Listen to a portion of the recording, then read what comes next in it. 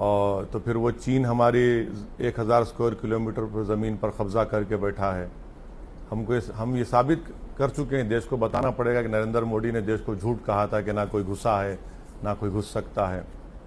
आज हमारे grazing rights हम नहीं कर सक रहे हैं। हमको देश को बताना पड़ेगा कि इतने पावरफुल वो प्राइम मिनिस्टर हैं नेहरू के बाद, उसके बावजूद भी वो शिकायत करते हैं सिस्टम की। तो ये मैं चाहता हूं कि देश में खिचड़ी हुकूमत बने। चाहते हैं आप? हाँ बिल्कुल, इसलिए कि 2004 से 2014 तक 9% का ग्रोथ रेट था हमारे पास। अब यहाँ पर तो 3-4% भी नहीं हो रहा है। तब मोदी और भाजपा बोलेंगे नहीं नहीं कोविड आ गया। भाई कोविड से पहले भी इकोनॉमी गिर रही थी, यूक्रेन से पहले भी इकोनॉमी गिर रही थी। तो जब मनमोहन सिंह की सरकार थी तो कोई एक पार्टी के पास 300 MP तो नहीं थे, यही मिली जुली खिचड़ी सरकार थी। तो खिचड़ी जो है हैदराबाद की अलग है, यूपी की अलग है, बंगाल की अलग है। तो खिचड़ी की सरकार बनेगी तो इस मुल्क की डाइवर्सिटी, उसका प्लुरलिज्म रिफ्लेक्ट होगा। क्योंकि नरेंद्र मोदी तो सिर्फ अपनी बात करते हैं, इंडिविजुअल एक कल्चर की, एक रिलीजन की एक बात करते हैं, तो वो तो देश को डिफाइन नहीं करता। वो अगर खिचड़ी सरकार बनेगी तो क्या आपको लगता है कि नीतीश कुमार उसके नेता हो सकते हैं? ये बात ध्यान में रखते हुए देखिए, उन पर भाई भतीजावाद का कोई आरोप नहीं है, उन पर भ्रष्टाचार के आरोप नहीं है। खुद बीजेपी के नेता प्रेस कॉन्फ्रेंस में मान चुके हैं कि वो बहुत मेहनत करते हैं, बड़े एफिशिएंट हैं, अच्छे एडमिनिस्ट्रेटर। वो तो भाजपा वालों को बोलना पड़ेगा ना। जब आप एक पलंग पर एक साथ सो रहे थे तो बोलना ही पड़ेगा, उनको तो बोलना ही पड़ेगा। वो कैसा बोलेंगे उनको बुरा? आप ये, मैं इसीलिए कह रहा हूं कि शहजादे के लिए, नीतीश के लिए, चाचा के लिए, दीदी के लिए तो आप सरकार नहीं बनाना चाहिए। सरकार बननी चाहिए देश के लिए, देश के जनता के लिए। वैसे तो आरोप के चंद्रशेखर राव पर भी कुछ नहीं है, कोई आरोप नहीं उन पर भी। तो आप क्या चाह रहे हैं कि चंद्रशेखर राव बनने चाहिए प्रधानमंत्री? आप जब कह रहे हैं कि आरोप, भाई नीतीश कुमार के ऊपर सबसे बड़ा क्वेश्चन मार्क तो उनकी बोलते ना कि मिजाज में ठहराव है या नहीं है। उनका आप देख लीजिए, जॉर्ज साहब के साथ थे, फिर उन्होंने माने शुरू में लालू जी के साथ थे, फिर जॉर्ज साहब, फिर अटल बिहारी वाजपेयी, गोधरा हुआ, गुजरात हुआ। तो ये तो उनका, ये भी तो सामने है ना, हर चीज़ को सामने रखना पड़ेगा। और फिर आप जितने भी लोग, जो लोग दावेदारी आज पेश कर रहे हैं, उन्होंने पार्लियामेंट में क्या रिकॉर्ड है उनका देख लीजिए। यूएपी आया तो कांग्रेस ने यूएपी के अमेंडमेंट को सपोर्ट कर दिया। अब यूएपीए में जेल में कौन बैठा है? कोई कांग्रेसी बैठा है, कोई नीतीश के पार्टी का बैठा है। मुसलमान, दलित, आदिवासी और जो डिसेंटर्स हैं वो बैठे हुए हैं। बिहार में जो आपकी पार्टी है उसके कुछ सदस्य गए आरजेडी में, इसके पर्दे के पीछे काफी काम हुआ। उस दौरान क्या आपकी बात हुई किसी बिहार के नेता से, मुख्यमंत्री से या मौजूदा उप मुख्यमंत्री से? जिस किसी ने भी ये हरकत की है उसका जवाब हम सीमांचल जाकर देंगे। क्योंकि जब कोई बर्दाश्त नहीं कर सकता, एक मुसलमानों की एक लीडरशिप जो उभरी थी और उभर कर रहेगी, तो इंशाल्लाह उसका जवाब हम देंगे, सीमांचल की सरजमीन पर देंगे, बिहार जाकर देंगे। मैं कह रहा हूं कि कोई आपकी अंडरस्टैंडिंग थी कि आरजेडी को सबसे बड़ी पार्टी बनाना है? नहीं, हम तो इन सब से मुकाबला किए। हम तो आरजेडी के खिलाफ इलेक्शन लड़े, नीतीश के खिलाफ इलेक्शन लड़े, भाजपा के खिलाफ इलेक्शन लड़े, कांग्रेस के खिलाफ लड़े। तो उसके बाद ये चीज होती है, तो इसका जवाब हम देंगे जरूर। जैसा आपने नीतीश का कैरेक्टर बताया कि कैसा वो जम करते रहे, उनकी कोई क्रेडिबिलिटी का सवाल उठता है। अब केसीआर जाके तेजस्वी से मिलते हैं, केसीआर जाके लालू यादव से मिलते हैं, केसीआर ने दोस्ती का हाथ बढ़ाया है उनके तरफ। केसीआर के साथ आप पार्टनर हो तेलंगाना में, बिहार में लालू यादव और आरजेडी इनके खिलाफ फतह करते हैं, आंध्र प्रदेश में, तेलंगाना में आप केसीआर के साथ हैं। तो ये कैसा फिर देखा जाएगा?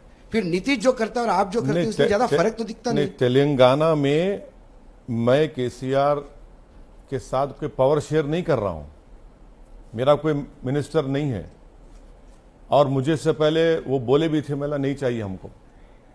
हैदराबाद का, ग्रेटर हैदराबाद का इलेक्शन हुआ था तो हमसे कहा गया कि डिप्टी मेयर ले जाओ। बोले नहीं, डिप्टी मेयर नहीं चाहिए हमको, नहीं लिया हम।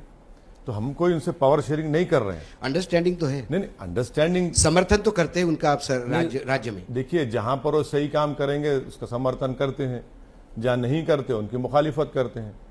हाँ, यकीनन उस आदमी को क्रेडिट देना पड़ेगा कि उन्होंने तेलंगाना को लाया, उसको क्रेडिट देना पड़ेगा कि तेलंगाना में जो उन्होंने डेवलपमेंट किया, चाहे वो इरिगेशन को लेकर, पीने के पानी को लेकर, बिजली को लेकर, और फिर जो हैदराबाद का जो फिनोमिनल ग्रोथ हुआ उसका क्रेडिट देना पड़ेगा।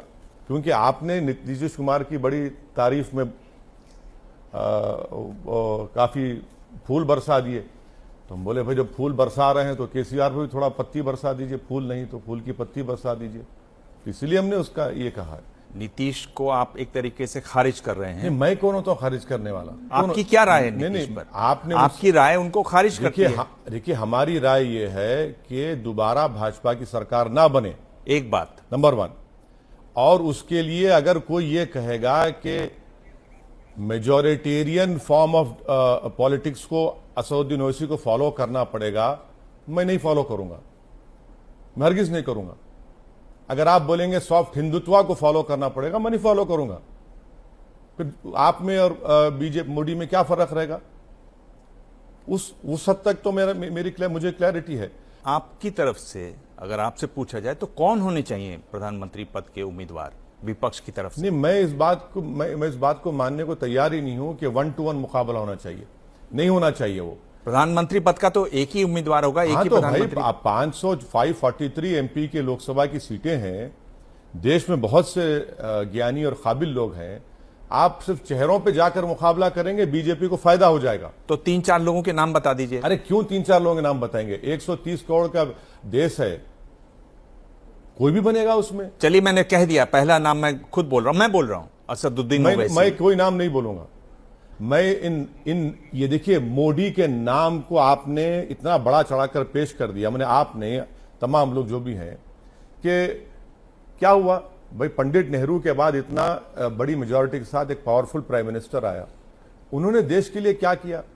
आज भी 20 करोड़ लोग रात में भूखे सोते हैं, 4,500 बच्चे रोज मरते हैं, सुसाइड सबसे ज्यादा इस साल हुआ है, किसानों की इनकम छोड़िए, इनकम गिर चुकी है, महंगाई आसमानों को सर छू रही है, इन्फ्लेशन, बेरोजगारी सबसे ज्यादा पूरे देश, पूरी दुनिया में अगर है तो भारत में है।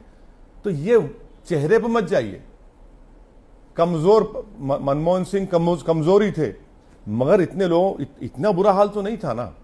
सब पार्टियां थी उसमें, कांग्रेस बड़ी पार्टी जरूर थी, वो सब खिचड़ी सरकार थी। तो चलिए कमजोर को प्राइम मिनिस्टर बनाते हैं और देखते हैं देश तरक्की करेगा नहीं करेगा। पहला नाम मैं ले रहा हूं, असदुद्दीन ओवैसी। ना, हरगिज नहीं। कमजोर नहीं है, बिल्कुल नहीं। सब आप लिख कर रख लीजिए। मुझे कभी शौक था ना कभी है ना, मैं ख्वाब में भी सोचता हूं चीजों को, सवाल ही पता नहीं होता। तो 3 नाम आप बता नहीं सकते? अरे क्यों बताऊंगा मेरे नाम? मैं क्यों बताऊंगा नाम? मैं हरगिज नहीं बताऊंगा उन नामों को। क्या बताएंगे भाई आप? शहजादे, दीदी, चाचा, ये क्या है? ये छोड़ दीजिए इनको। देश बहुत बड़ा है इन लोगों से। ये सब खारिज। ममता बनर्जी खारिज। मैं किसी को खारिज कर, राहुल गांधी खारिज, नीतीश कुमार खारिज। ना मैं किसी को खारिज कर रहा हूं, ना मैं किसी को अपनी जबान से बोलने वाला हूं। मैं ये कह रहा हूं कि अगर आपको भाजपा को हराने का है, मोदी को हराना है, आप चेहरों पर मत जाइए। आप उस 543 पार्लियामेंट के सेगमेंट में जाकर आप बताइए, उनसे पूछिए कि तुम मोदी के पीछे नहीं छुपोगे, और हम मोदी जी से कहेंगे कि आप नेहरू के पीछे नहीं छुपेंगे, मुगलों के पीछे नहीं छुपेंगे, फेक नेशनलिज्म के पीछे आप नहीं छुपेंगे। आपको बोलना पड़ेगा कि अमित शाह ने कहा था अगर पाकिस्तान से अगर गोली चलेगी तो हम बम बरसाएंगे। अरे बरसाइए ना चीन के ऊपर, क्योंकि चीन जान चुका है कि नरेंद्र मोदी अपनी डोमेस्टिक पॉपुलैरिटी के लिए कोई ऐसा काम चीन के खिलाफ नहीं करेंगे। तो चीन उस कमजोरी को समझ चुका है। इसीलिए हम, हद तो ये हो गई कि हमारी 50,000 फौज चीन से देख रही, आंख में आंख डाल रही, बावजूद उसकी जमीन पर कब्जा कर रहे हैं। हम मिलिट्री डील्स कर रहे हैं उनके साथ। ये कौन सा नेशनलिज्म बताइए? जो फौज हमारी जमीन पर कब्जा करके बैठी है, हम रशिया में उनके साथ मिलिट्री डील कर रहे हैं। यही तो क्वेश्चन करना पड़ेगा। आपने खुद ये बात कहा कि आप मुस्लिमों की बात करते हैं, वो हिंदुओं की बात करते हैं, तो ऐसे में तो उनके पास एक बहुसंख्यक समाज है ही है, और उसके लिए कहीं ना कहीं आप भी जिम्मेदार हैं, ऐसा मानते हैं आप? नहीं, आपकी बात सही है, मैं ही जिम्मेदार हूं, दूसरे कोई जिम्मेदार नहीं है। जो नो कॉन्फिडेंस मोशन लाकर देश के प्रधानमंत्री सर नो कॉन्फिडेंस मोशन ले जाए, गले मिल लिया उनसे, हम जिम्मेदार है। हमें देखिए, मैंने खुद हमारी पार्टी ने 500 सीट लड़े थे शायद, इसीलिए वो जीत गए भाई। 31% हिंदू वोट 2014 में नरेंद्र मोदी जी को मिला था, ये CSDS का सर्वे है। 2019 आते आते 37% हो गया, वो हम जिम्मेदार हैं उसके। मैं सिर्फ 3 पार्लियामेंट की सीट लड़ा। आप ये देखिए कि सबसे ज्यादा सीट लड़ कौन रहा है और कौन मुसलमानों को ये ख्वाब दिखाकर वोट लेता है कि हम भाजपा को हराएंगे। ये सब चीजें हैं। प्रधानमंत्री नरेंद्र मोदी ने कभी भी किसी भी मंच से हिंदू मुस्लिम की बात नहीं की, वो सीधे सभी वर्गों की बात करते हैं। लेकिन आप जो है हमेशा मंचों से सिर्फ मुस्लिमों की बात करते हैं, तो क्या इससे ना माना जाए कि कहीं ना कहीं आप उनको फायदा पहुंचाने के लिए काम करते हैं? सुनिए, और विपक्ष भी लगातार आप पर यह आरोप लगाता रहा है। सुनिए, मुझे परवाह नहीं है उसकी। आप अपने चैनल को झूठ साबित कर रहे हैं। आप ही के चैनल पर दिखाया गया कि मोदी जी ने कहा था कपड़े देखकर पहचानो। आप ही के चैनल पर दिखाया गया था कि खबरस्तान, शमशान, रमजान किसने कहा था? मैंने कहा था, देश के प्रधानमंत्री ने कहा था। फिर लोकसभा में पहला भाषण नरेंद्र मोदी का बहज़ते प्रधानमंत्री के 1200 साल की सत्ता के बाद हमको गुलामी के बाद सत्ता मिली है, मैंने कहा था। मुझे इल्जाम लगाना लगाइए, आपका जमहूरी हक है, मगर सच्चाई क्या है वो तो बताइए ना। सच्चाई ये है कि आप में इतनी काबिलियत नहीं है कि आप भाजपा को हरा पा रहे हैं। तो आपको लगता है भाई आप हारते हैं तो मुसलमान जिम्मेदार, आप जीतते हैं तो आपका परिवार जिम्मेदार। ये तो आपकी, जिसको उर्दू में कहते हैं हिपोक्रेसी और मुनाफिकत है उन लोगों की। बिहार में आपके एक ही विधायक हैं, अख्तरुल इमान, उन्होंने सपोर्ट किया नीतीश सरकार का? बिल्कुल किया, बिल्कुल किया। ये वही नीतीश कुमार है जिनकी खूबियां आपने अभी गिनाई? बिल्कुल नहीं, उन खूबियां नहीं, बल्कि ये तो उनका जो CV है वो। एक तरफ तो आप सपोर्ट करेंगे, दूसरी तरफ आप उनकी खूबियां भी गिनाएंगे, तो आपका स्टैंड क्या है फिर? नहीं, खूबियां गिनाना तो अच्छी बात है ना, जिस तरह की आप खूबियां गिना रहे हैं। बिल्कुल, अगर सच्चाई को बयान करना तो अच्छी बात है ना। और हमने क्यों सपोर्ट किया? सुनिए, हमने इसलिए सपोर्ट किया, हमारे लीडर अख्तरुल इमान साहब ने खड़े होकर असेंबली में कहा कि हम बीजेपी को वोट नहीं दे सकते, ना देंगे, मगर हम आपसे उम्मीद कर रहे हैं कि आप दोबारा अपना स्टैंड चेंज नहीं करेंगे। हमने उनसे यह भी कहा कि आप बिहार में कुर्मियों के लीडर हैं और राजद के लोग यादवों के नेता हैं, तो आप एक डिप्टी चीफ मिनिस्टर मुसलमान को बनाइए। और सबसे अहम बात आपने कही कि सीमांचल से इंसाफ करिए, जो भारत का सबसे पिछड़ा इलाका है। तो इसीलिए हमने सपोर्ट किया। मगर इसका यह मतलब नहीं है कि हम आगे जाकर उनके खिलाफ नहीं जाएंगे, बिल्कुल जाएंगे। हम सीमांचल की लड़ाई लड़ते आए और लड़ते रहेंगे।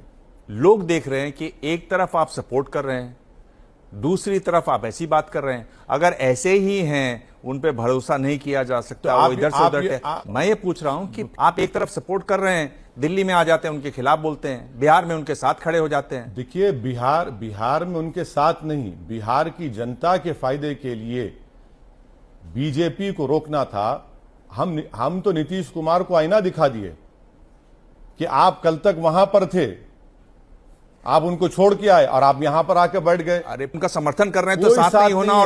और उनके बिल्कुल साथ नहीं है, उनके बिल्कुल साथ नहीं। हमको वोट देना है। यहां पर भी हम पार्लियामेंट में हैं।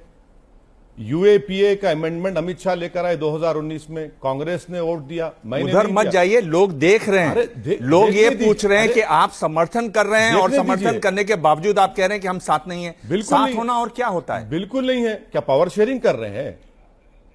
पावर शेयरिंग कर रहे हैं। कोई मंत्री है हमारा, समर्थन कर रहे हैं ना। समर्थन ने, वोट ऑफ कॉन्फिडेंस साथ दिए। अब आप देखिए क्या होगा जिस दिन बिहार में एब्सटेन भी नहीं किया। ऐसा नहीं किया कि आपने वोट नहीं दिया, आपने वोट दिया, उनके हक में दिया और कह रहे नहीं हम साथ नहीं है। बिल्कुल दिया है। किस लिए दिया है वो हमारे पार्टी लीडर ने, MLA ने वाजे कर दिया उसको। बिल्कुल दिया है, क्यों नहीं देंगे? दिया है बराबर। आपने कहा कि ये छोटा NRC है, मदरसों का जो सर्वे हो रहा है, आपका मतलब क्या है इससे? देखिए, अनरिकग्नाइज मदरसे हैं, इलीगल तो नहीं है ना, नंबर 1। अनरजिस्टर्ड हैं, ठीक है, क्योंकि वो मदरसा UP बोर्ड के तहत रजिस्टर्ड नहीं है। आप सर्वे क्यों करा रहे हैं? आप ये कह रहे हैं कि national commission for child rights ने उनको कहा है। भाई, national commission of child rights के फंक्शन में आता ही नहीं है सर्वे कराना वो। और national commission of child rights तो सिर्फ क्रिश्चियन और मुसलमानों के खिलाफ वो इस्तेमाल होता है। वो तो अड्डा बना हुआ हिंदुत्व आइडियोलॉजी के लिए। हम ये कह रहे हैं कि आप सर्वे कराएंगे और आप ये देखेंगे कि कितने टीचर है, कितने वो हैं। एक बात बताइए, नेशनल कमीशन माइनॉरिटी राइट्स में कि उनको पूछिए, उनको मालूम कि हिदाया के माने क्या है, आलिम फाजिल किसको कहते, मुहद्दिस किसको कहते, मुफ्ती किसको कहते। अरे आप सर्वे कराकर और डेटा जमा करके आप बाद में हैरास करेंगे। तो इसीलिए मैंने कहा छोटा एनआरसी है। अगर आपको सर्वे कराना था तो आप उत्तर प्रदेश के पूरे गवर्नमेंट स्कूल्स का करा लीजिए, प्राइवेट स्कूल्स का कराइए। भाई उसमें पढ़ने वाले बच्चे नहीं है क्या? और वो आर्टिकल 30 के तहत मदरसे चलते हैं, संविधान का आर्टिकल 30 है वो, आप उसमें इंटरफियर नहीं कर सकते। आप सर्वे क्यों करा रहे हैं? आप हैरास करना चाह रहे हैं। आज आप देख रहे हैं कि दारुल हो, जमीयतुल उलमा हो, बड़े बड़े मदरसे आज उसकी मुखालिफत कर रहे हैं। शुरू में तो आपने हमको माशाल्लाह से काफी हमारे को आपने मकबूल कर दिया, मगर ये सच है, क्यों सर्वे करेंगे आप? सर्वे सबका करिए ना। अच्छा, और एक बात, आखिरी बात, मिनिस्ट्री ऑफ हायर एजुकेशन में यूआईडीएसई का सर्वे हो चुका है। मंडल लेवल पर किस स्कूल में कितने टॉयलेट हैं, ब्लॉक लेवल पर स्कूल में कितने टॉयलेट हैं, क्लासरूम्स हैं, टीचर हैं, वो सर्वे ऑलरेडी है। आप करें, ले लीजिए उनसे। आप सिर्फ ये सर्वे क्यों करना चाह रहे हैं? ये आप जान रहे हैं कि करीब 16,000 ऐसे मदरसे हैं जो रजिस्टर्ड हैं, 40,000 के आसपास हैं जो रजिस्टर्ड नहीं है, जिनका सर्वे की बात हो रही। भाई ये देखना चाह रहे हैं कौन से सब्जेक्ट पढ़ते हैं, क्यों? आपको परेशानी क्या है सर्वे क्यों से? देखेंगे आप? नहीं, आपको सर्वे से आप क्यों देखेंगे बाथरूम बने हैं कि नहीं बने हैं, बच्चों को देखिए। सर्वे आप बोल रहे हैं ना, यूआईडीएसई, आपको परेशानी क्या है सर्वे से, ये जानना चाह रहा हूं। यूआईडीएसई का सर्वे ब्लॉक मंडल लेवल पर डेटा अवेलेबल है, ले लीजिए ना। और आप मदरसे जो यूपी मदरसा बोर्ड रजिस्टर्ड है, आपने उनको पैसे नहीं दिए 5 साल में, उन टीचरों के आपने सिर्फ 4 महीने के 5 महीने की तनख्वाह दिए।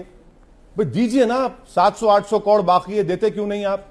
जो सर्वे आपका रजिस्टर्ड है उनके पैसे नहीं देंगे आप। जो अनरिकग्नाइज्ड है, जो आपका रजिस्टर्ड नहीं है, जो अपने पैसों से चल रहे हैं, आप क्यों कराएंगे सर्वे? भाई मैं उस मदरसे में क्या पढ़ा रहा हूं वो तो जो मदरसा है वो तय करेंगे। अच्छा, आरएसएस के जो स्कूल्स हैं, सर्वे कराइए उसमें, शिशु विहार में, सरस्वती जो, उसमें नहीं करेंगे सर्वे आप? उसमें जरूरत नहीं है बच्चों को क्या पढ़ाया जा रहा है, क्या टॉयलेट्स हैं, कितने क्लासरूम्स हैं। तो ये टारगेटेड सर्वे किया जा रहा है, इसलिए छोटा एनआरसी है ये। बहुत सारे मदरसे को लेकर के मुस्लिम समाज के अंदर भी काफ़ी आवाज़ें उठती रही हैं और ये भी आरोप लगता रहा कि भाई मदरसों में जो कुछ पढ़ाया जाता है वो क्वालिटी एजुकेशन नहीं होती है। तो अगर मदरसों को एक कॉमन स्कूल की तरह चलाया जाए और जो धार्मिक तालीम है वो एडिशनल तौर पे उसमें दी जाए, जैसे बहुत सारों में होता भी है, तो उसमें क्या हर्ज है? नहीं, आप देखिए, एक बात समझिए प्लीज, मदरसे जब खुलते हैं ना, जो ये अनएडेड मदरसे हैं, इनको संविधान के आर्टिकल 30 का प्रोटेक्शन है। हाँ, आप फोर्स नहीं कर सकते मुझे, नंबर 1। दूसरी चीज, भाई जो मदरसा मॉडर्नाइजेशन बोर्ड रजिस्टर्ड है, आप 5 साल में 5 महीने की टीचर्स को तनख्वाह नहीं दी आप। मेरा सवाल था, मुख्तार अब्बास नकवी ने दिसंबर 2021 को आप निकाल कर देख लीजिए, आप पैसे नहीं देते। तीसरा ये है कि भाई उसमें मॉडर्न एजुकेशन, भाई मॉडर्न एजुकेशन पढ़ाया जा रहा है, कौन नहीं पढ़ाया जा रहा है, मगर मदरसा खोलने का बुनियादी मकसद क्या होता है? इंजीनियर डॉक्टर बनाना नहीं होता, वो मदरसा है। एक आलिम बनाना, उसको मुफ्ती बने, इमाम बने, उसका मकसद वो होता है। मगर आप ये सर्वे क्यों करा रहे हैं बताइए? आपके सर्वे कराने का मकसद क्या है? कि हरास करना मुसलमानों को, उन मदरसों को। कुछ दिनों पहले आपने सोशल मीडिया पे एक फोटो पोस्ट किया था, आपका पुराना फोटो था, हाइड पार्क लंदन में, जीन्स पहने, शर्ट पहने, क्लीन शेव। हाँ, आप ही का। मैंने फोटो? हाँ, आप ही का था। अच्छा, बड़ा स्मार्ट लग रहा था फोटो। अभी नहीं लगते स्मार्ट? नहीं, अभी भी स्मार्ट है आप। आपको सर्टिफिकेट क्यों चाहिए? नहीं, मुझे नहीं चाहिए। फिर आप क्यों पूछ रहे हैं कि मैं अरे भाई वो certificate क्लीन शेव स्मार्ट बोल रहे हैं एक ही सांस में, तो हम ये कह रहे हैं कि भाई दाढ़ी तो देश के प्रधानमंत्री दाढ़ी को भी नहीं है, इसलिए कह रहे हैं। अच्छा, उनको नहीं है दाढ़ी, आपको भी नहीं है। हाँ, इसीलिए हम लोग कह रहे हैं। अच्छा, तो आप स्मार्ट हैं, हम नहीं है। आप अपने लिए पढ़ने के लिए बैरिस्ट्री करते हैं, लंदन जाते हैं, आपके परिवार अच्छे स्कूल भी चलाता है, एक्सीलेंस स्कूल चलाता है, लेकिन मदरसों के अंदर अगर पढ़ाई का स्टैंडर्डाइजेशन हो जाए, आप राजनीति करते हैं तो आप भेष भी बदलते हैं, आप जो है हिजाब की पैरवी भी करते हैं, स्कूलों के अंदर आप उस तालीम का के लिए कॉन्स्टिट्यूशनल प्रोटेक्शन की बात करते हैं, लेकिन अगर स्टैंडर्डाइजेशन हो जाए, अगर सर्वे होता है, ठीक है, कहां सर्वे होता है, लेकिन सर्वे से स्टैंडर्डाइजेशन हो जाए, इसकी मांग क्यों नहीं आप करते? कर ही नहीं सकते ना। नहीं, क्यों नहीं कर सकते? आप नहीं कर सकते। आप आर्टिकल 30 को पढ़ा करिए। अगर मैं मदरसे खोलता हूं आर्टिकल 30 के तहत राइट टू एडमिनिस्टर मेरा राइट है। लेकिन उससे जो पढ़ के निकलेगा ओवैसी साहब वो सुनिए, भारत का नागरिक सुनिए, बनेगा। सुनिए, भारत सुनिए, में सुनिए, भारत का नागरिक बनेगा भारत ना? का नागरिक है आप ये कहना चाह रहे हैं कि दारुल उलूम देवबंद से जिसने इस मुल्क की आजादी के लिए अपना खून पसीना बहाया, वो लोग मुल्क के लिए काम नहीं किए। बिल्कुल मुल्क के लिए काम। आप ये कह रहे हैं कि नदवतुल उलमा से जिन्होंने इस देश के लिए आजादी के लिए काम किया वो ताकतवर नहीं थे। सुनिए, ऐसी तालीम भारत के लिए नागरिकों को मिल सके, अगर उसका लिए बेहतर इंतजाम किए जा सकते हैं तो क्यों ना हो? आप लोग के दिमाग में ये बात बैठी हुई है, उसको निकालिए कि मुसलमान बैकवर्ड है क्योंकि वो इस्लाम को फॉलो करता। मुसलमान बैकवर्ड इसलिए कि मदरसों में पढ़ता। 4% मुसलमानों के बच्चे मदरसों में पढ़ते हैं। और क्यों पढ़ते हैं? थियोलॉजिकल इस्लामिक इल्म हासिल करने के लिए पढ़ते हैं। मैं आपको रोक रहा हूं मॉडर्न स्कूल्स खोलने के लिए, खोलिए। और कौन नहीं खोलता स्कूल? कुंडू कमेटी की रिपोर्ट पढ़ लीजिए। प्रोफेसर कुंडू ने 2014 अक्टूबर में नजमा हेपतुल्लाह रिपोर्ट दी, आप स्कूल ही नहीं खोलते। मैं रोक रहा हूं आपको स्कूल खोलने के लिए, इंग्लिश मीडियम के। खोलिए ना स्कूल, इंग्लिश मीडियम स्कूल खोलिए। आप स्कूल फीस का इंतजाम करिए। पार्लियामेंट में मैंने कई मरतबा कहा, मेरी स्टैंडिंग कमेटी की रिपोर्ट जब मैं मेंबर था, हमने कहा कि मोदी जी 2000 करोड़ एक्स्ट्रा दीजिए माइनॉरिटी मिनिस्ट्री को, ताकि स्कॉलरशिप डिमांड ड्रिवन हो जाए। 4% बच्चे मदरसों में पढ़ते हैं। आप बोलते हैं कि देश के लिए खतरा, देश के लिए मजबूत। अरे भाई, वो किस लिए पढ़ रहे हैं? इमाम बनने के लिए, मुझे गाइड करने के लिए। उसमें तकलीफ की बात है। मुझे ये बताइए कि क्या भारत में 2 संविधान हो सकते हैं? जहां कॉन्स्टिट्यूशन है जो हम लोगों ने रेटिफाई किया है, क्या इसमें शरीयत की कोई स्कोप है, कोई जगह है? अच्छा, आपके शरीयत के माने क्या आपको बता दीजिए। आप मुझे बताइए, शरीयत का मतलब इस्लामिक लॉ है कि नहीं? इसका मतलब ये है कि आप जानते नहीं है। नहीं, आप जानते नहीं है। आपसे पूछ रही हूं। आप जानते ही नहीं है। आपसे पूछ रही देखिए, हूं। फैमिली आप मैटर, बताइए। मैं बता रहा हूं, सुनिए बात। फैमिली मैटर्स में लॉ है, हम मानते हैं लॉ को। लॉ है ना, तो लॉ तो कॉन्स्टिट्यूशन का हिस्सा हो गया। अब सुनिए मेरी बात, है ना, लॉ है ना, कॉन्स्टिट्यूशन का हिस्सा हो गया, नहीं हुआ? मैं तो लॉ की बात कर रहा हूं ना। मैं भी लॉ की तो वही तो आपसे कह रहा हूं। आपसे यही सवाल पूछ रही हूं, क्या बच्चों को इंडियन कॉन्स्टिट्यूशन पढ़ाना चाहिए कि शरीयत लॉ पढ़ाना चाहिए, इस्लामिक लॉ पढ़ाना चाहिए? क्या इस देश में 2 लॉ चल सकते हैं कि नहीं, ये बताइए। बिल्कुल चल रहे हैं।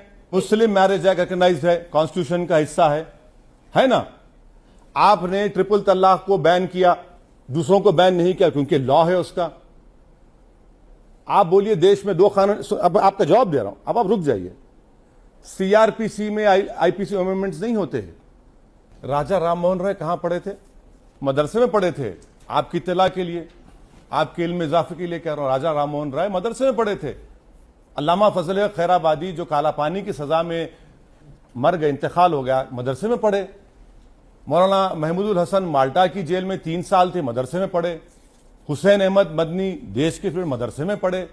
मौलाना अबुल कलाम आजाद, ऐसे कई लोगों के नाम गिना सकता हूं मैं आपको। आप अपने दिमाग से इस बात को निकाल दीजिए कि मदरसे में पढ़ने वाला वो बैकवर्ड होता नहीं होता है। बैकवर्ड इसलिए होता है क्योंकि सरकारें इंटेलेक्चुअल डिसऑनेस्ट होती हैं। आप स्कूल खोलिए ना, मॉडर्न स्कूल खोलिए, कौन रोक रहा है आपको?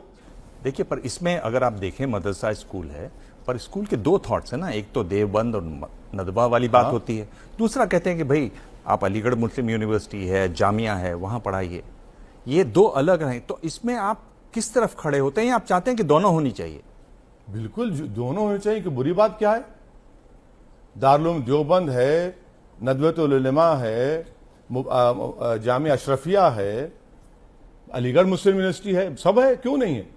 भाई अगर आप मेरे को बोलेंगे नहीं यही पढ़ना, ये मत पढ़ो, क्यों नहीं? जिसको जो पढ़ना है पढ़ेगा वो।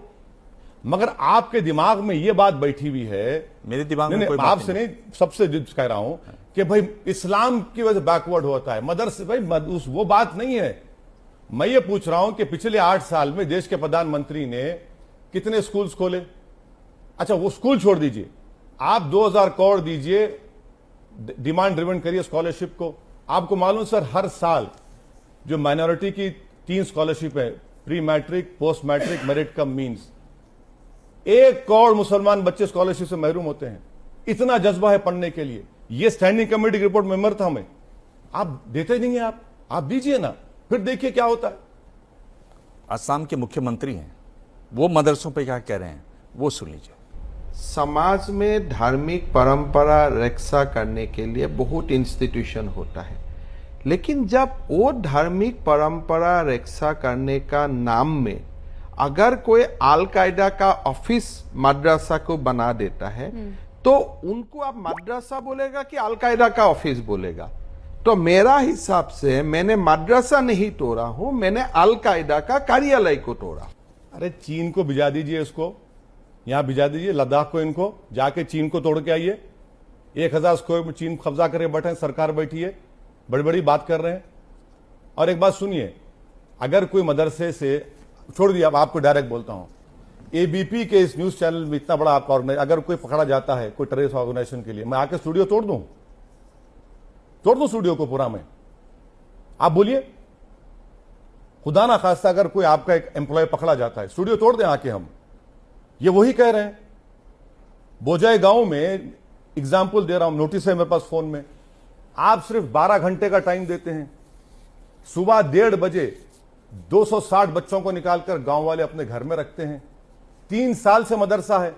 भाई आप जिस शख्स को आप कह रहे हैं कि अल कायदा का है, बराबर पकड़िए, सजा दिलवाइए, मगर मदरसे को क्यों तोड़ेंगे आप? वो तो एम्प्लॉय है, आप पूरे मदरसे को तोड़ दिए हैं। अच्छा, 2 दिन पहले एनआईए रेड किया है आसाम में कई जगहों पर, चलिए तोड़िए उनके घर तोड़िए। आप नहीं तोड़ते। आप बुलडोजर की जो पॉलिटिक्स भाजपा कर रही है वो रूल ऑफ लॉ को कमजोर कर रही है। बुलडोजर से देश चलेगा, संविधान से चलेगा। और आप कौन होते भाई? आपके गुवाहाटी हाईकोर्ट के चीफ जस्टिस बन चुके हैं आप, कि तय कर दिए कि सजा, उसको सजा भी अगर होगी तो मदरसे को सजा होगी क्या? और ये वो पार्टी बात कर रही है जिसका एक मेंबर ऑफ पार्लियामेंट के ऊपर टेररिस्ट चार्जेस हैं, पार्लियामेंट में बैठती है वो। तो इनको तो जेब भी नहीं देता ये बात, इस तरह की बात करें। पिछले दिनों